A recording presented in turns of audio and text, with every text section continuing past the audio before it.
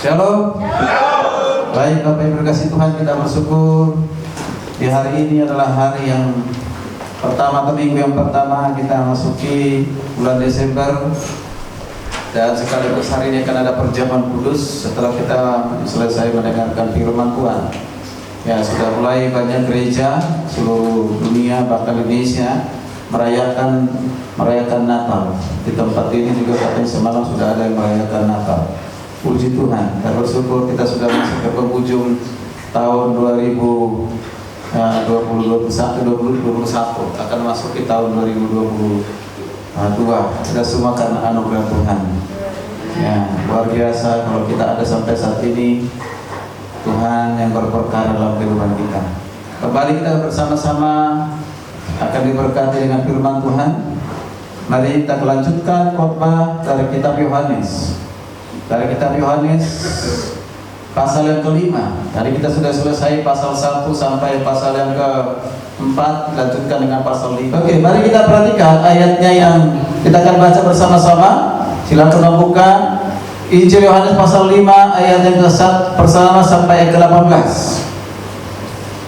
Ayat yang pertama sampai ke-18 kita akan saling bergantian, dimulai dengan yang kaum pria atau kaum bapak untuk membaca ayat yang pertama, gantian dengan wanita yang ayat yang berikutnya yang kedua, sampai nanti selesai di ayat yang ke-18. Dimulai dari yang pria dengan suara yang besar karena pria besar-besar, ya kan? Ya. Lagi bagian depan besar-besar semua.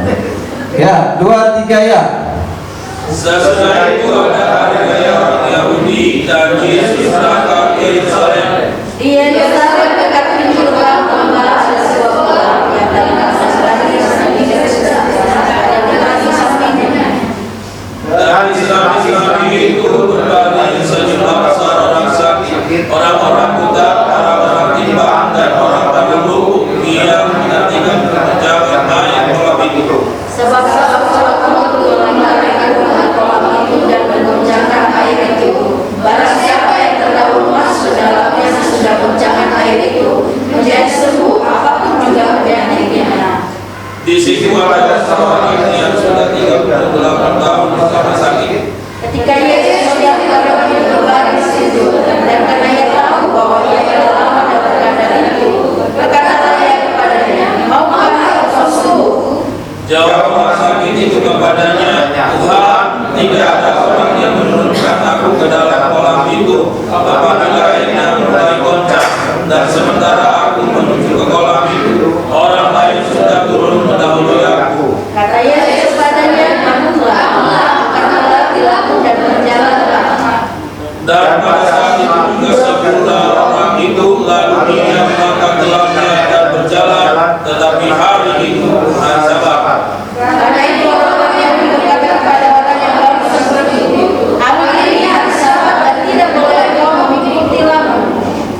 Akan tetapi yang menjawab mereka, "Orang yang telah menyembuhkan aku, dia yang mengatakan kepadaku, angkatlah tilammu dan berjalanlah." Mereka bertanya kepadanya, "Siapa orang itu yang berkata kepadamu, angkatlah tilammu dan berjalanlah?" Tetapi orang yang baru sembuh itu tidak tahu siapa orang itu, sebab Yesus telah menghilang ke tengah-tengah orang banyak di tempat itu. Kemudian Yesus bertemu dengan dia dalam penjara, lalu berkata kepadanya, "Engkau telah sembuh, jangan berbuat dosa lagi, supaya padamu jangan terjadi yang lebih dulu." Orang itu keluar lalu menceritakan kepada orang Yahudi bahwa Yesus adalah yang telah menyembuhkan dia. Dan karena itu orang Yahudi berusaha menganiaya Yesus karena ia melakukan hal itu pada hari Sabat. Tetapi ia berkata kepada mereka, "Bapakku bekerja sampai sekarang, maka aku pun bekerja juga." Sebab itu orang-orang Yahudi lebih berusaha lagi untuk membunuhnya, bukan saja karena ia meniadakan hari Sabat, tetapi juga karena ia mengatakan bahwa Allah adalah Bapaknya sendiri dan dengan demikian menyamakan dirinya dengan Allah. Haleluya, puji Tuhan. Baik, Bapak Ibu kasih Tuhan, sesuai dengan tema hari ini adalah Yesus Tuhan, atau Yesus Kristus adalah Tuhan penyembuh. Yesus Kristus Tuhan penyembuh. Nah, minggu lalu Pak Arthur juga sudah menyampaikan di pasal yang keempat di ayat yang terakhir tentang kesembuhan. Bapak Ibu dikasih Tuhan, mari kita perhatikan bersama-sama sebenarnya apa yang menjadi fokusnya Tuhan ketika Tuhan Yesus melakukan mujizat demi mujizat, atau melakukan penyembuhan demi penyembuhan, dan banyak yang disembuhkan. Kalau dari pihak manusia barangkali yang menjadi fokusnya adalah apa? Kesembuhan, adalah mujizat. Nah, hari ini kita bersama-sama perhatikan sesungguhnya bukan kesembuhan itu yang menjadi fokus utama atau motivasi utama, tujuan utama untuk melakukan penyembuhan. Di dalam Alkitab, mulai dari kitab Injil sinoptik Matius, Markus, Lukas, di sana bisa kita temukan banyak sekali mujizat-mujizat yang dilakukan oleh Tuhan Yesus, termasuk di kitab Yohanes. Seluruh kitab Yohanes kita bisa menemukan banyak sekali mujizat yang dilakukan. Bapak Ibu dikasih Tuhan, mari kita perhatikan bersama-sama. Memang setiap manusia pasti namanya membutuhkan mujizat, membutuhkan namanya kesembuhan pada saat dia sakit. Bukan saja sakit secara fisik, tetapi juga sakit hati, membutuhkan namanya pemulihan. Amin. Kekecewaan, penderitaan itu juga penyakit, Bapak Ibu. Nah, itu penyakit. Ya, itu sakit yang mungkin lebih sakit daripada sakit secara fisik. Ya kan, sakit fisik hari ini diobatin, beberapa menit kemudian atau beberapa jam kemudian sembuh. Tapi kalau sakit hati, ya, sakit hati butuh proses yang lebih panjang. Yang lebih panjang. Nah, hari ini kita bersama-sama melihat Yesus Kristus adalah Tuhan penyembuh.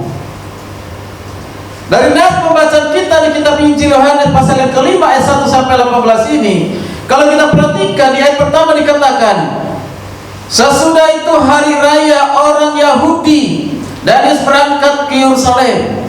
Saya coba mencari, ini maksudnya ini hari raya apa gitu. Ya, hari raya apa? Banyak tafsiran-tafsiran, tapi semua tafsiran itu belum tepat. Tapi kita fokus masalah hari raya ini. Yang penting hari raya, ya kan gitu. Hari raya salah satu hari raya orang Yahudi. Dikatakan Yesus berangkat ke Yerusalem. Yesus menuju ke Yerusalem.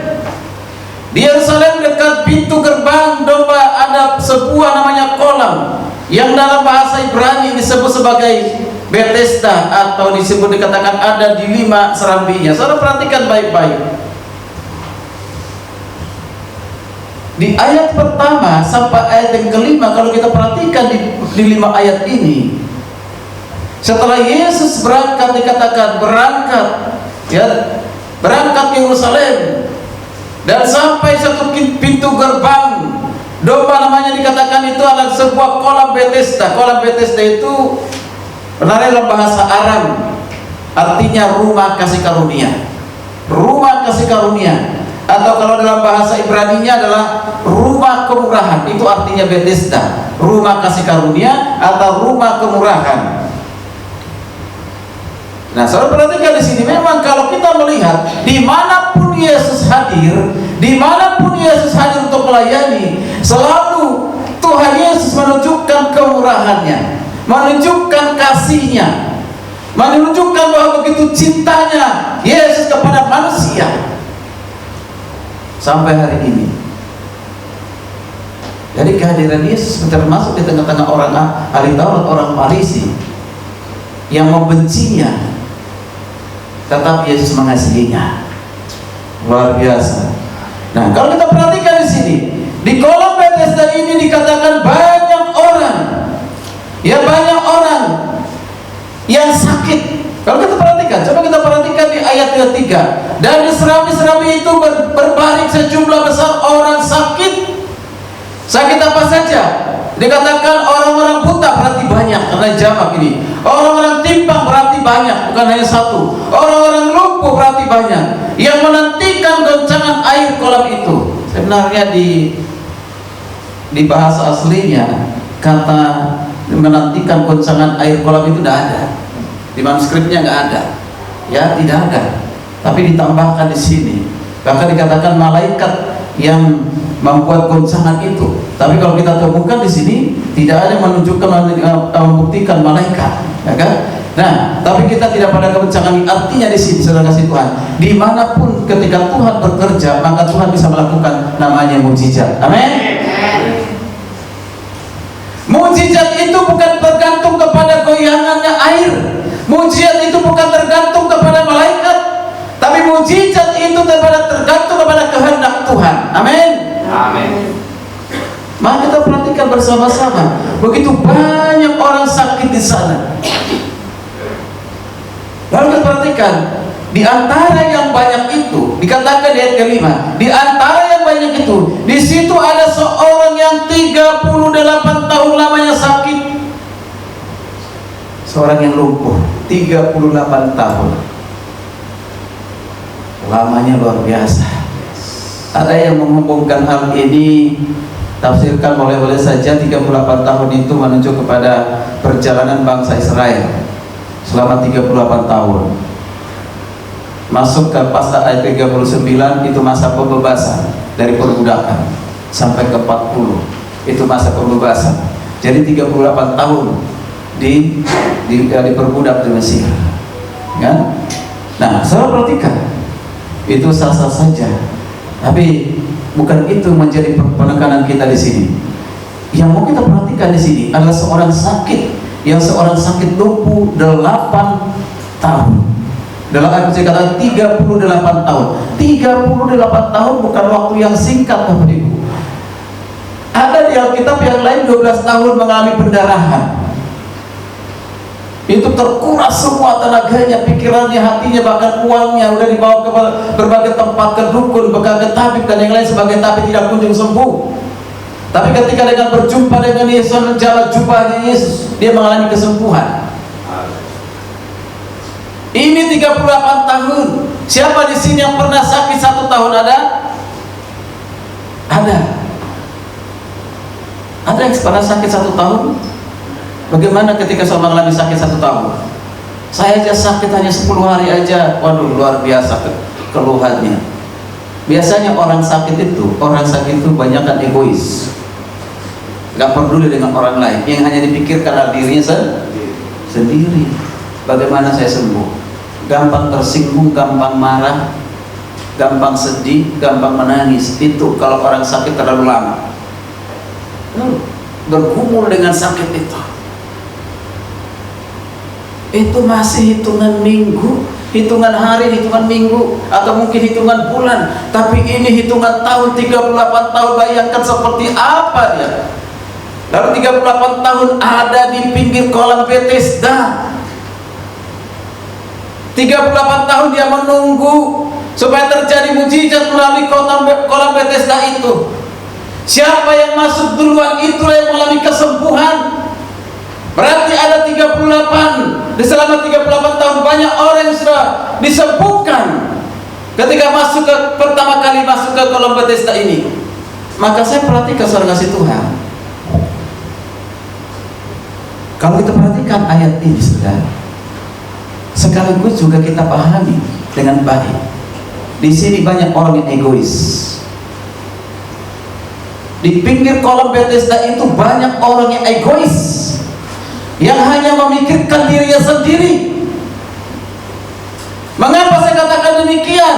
Berarti tidak ada yang peduli dengan orang yang sudah lumpuh 38 tahun. Berlomba-lomba siapa yang duluan, berarti hanya pikirkan dirinya. Yang penting saya yang terjebur dan masuk sembuh. Tidak pernah mendahului orang lain. Udah, kamu saja duluan. Betul tidak? Betul tidak? Berarti di sini banyak yang orang egois, saudara Tuhan. Saya pernah perhatikan suatu film penyelamatan orang yang pesawat jatuh di gunung es, lalu ada helikopter pertolongan datang dari SAR, kalau istilah di Indonesia pertolongan, dengan menggunakan helikopter menurunkan tali, ya, penumpangnya, karena itu pesawat pribadi, bukan pesawat yang besar ya, bukan pesawat komersial. Nah, itu ada sekitar lebih dari 5 orang penumpangnya di situ. Nah, tadi yang menolong ini turunkan tali. Nah, ada 1 orang di situ, ya, seharusnya dibutuhkan juga pertolongan, tapi dia dahulukan. Setiap diturunkan tali, kasih orang lain. Setiap diturunkan tali, dikasih orang lain. Setiap diturunkan tali, dikasih orang lain. Sehingga helikopter itu udah muat lagi. Dia tinggal sendiri. Lalu helikopter pergi, ya, untuk menyelamatkan ini. Selamat ini. Lalu helikopter kembali. Ketika helikopter kembali, dilihat orang itu sudah mati. Luar biasa. Dia rela mengorbankan dirinya demi orang lain, mendahulukan orang lain. Tapi banyakkan manusia sekarang ini lebih banyak menyelamatkan diri sendiri. Aku. Perasaannya tersinggung sedikit aja, gak peduli dengan orang lain. Itulah manusia. Kalau seharusnya orang yang sudah mengenal Tuhan, mengenal siapa Yesus yang akan kita rayakan di Natal ini, itu Yesus penghuni surga, betul nggak? Dia yang naik ke surga dan dia juga yang turun dari surga. Yesus itu asalnya dari surga, turun ke dunia, mau menjadi hamba, mau menjadi manusia, sekalipun dia setara dengan Tuhan. Di Filipi 2 ayat 6, dia setara dengan Tuhan, tapi dia rela menjadi hamba, rela menjadi manusia demi saudara dan saya. Luar biasa. Ini sulit dipahami oleh orang tertentu. Kalau sudah sulit dipahami, maka tidak mungkin dia mau melakukan seperti itu. Dan sifat kerendahan hati sudah Tuhan. Sudah datang dengan penuh kasihnya, sudah datang dengan untuk motivasi untuk menyelamatkan, tujuan untuk membawa dia keluar dari kebinasaan, dari neraka, membawa kepada keterangan ajaib. Tetap aja ditolak, tetap aja dicaci maki, tetap aja disalah mengerti. Itu juga kita alami dalam kehidupan kita. Bapak Ibu kasih Tuhan, mari kita perhatikan bersama-sama. Kembali kepada yang lumpuh 38 tahun ini. Yesus berkata demikian, kita perhatikan ayat ke-6. Ketika Yesus melihat orang itu berbaring di situ, dan karena ia tahu bahwa ia telah lama dalam keadaan itu, berkatalah ia kepadanya, maukah engkau sembuh? Maukah engkau sembuh? Perhatikan ayat ini. Ada pertanyaan dari Tuhan Yesus kepada orang lumpuh ini, orang yang sakit 38 tahun ini. Hei, engkau orang lumpuh, maukah engkau sembuh? Ada yang aneh dengan pertanyaan ini. Mengapa saya katakan aneh dengan pertanyaan ini? Luar biasa, bahkan sangat aneh. Yesus itu kan Tuhan, betul nggak? Tuhan itu berarti berkuasa. Kalau nama kuasa Maha tahu. Tahu dong, harusnya sudah tahu. Bahkan dikatakan di ayat yang ke-6a, ketika Yesus melihat orang itu berbaring di situ, dan karena ia tahu, perhatikan, Yesus tahu bahwa ia telah lama dalam keadaan sakit 38 tahun. Yesus tahu. Nah, kalau Yesus tahu, mengapa Yesus bertanya, maukah engkau sembuh? Kalau istilah orang dunia bilang, ini pertanyaan orang bodoh, dalam tanda kutip, ya kan? Ya, dia sudah tahu. Dia sakit selama 30 tahun. Bayangkan 30 tahun menderitanya luar biasa. Dikucilkan, direndahkan, mungkin juga miskin, dan yang lain sebagainya. Tidak punya apa-apa, tidak dianggap, diabaikan. 38 tahun. Ada tilam di situ, tidak tahu berapa kali ganti tilam itu.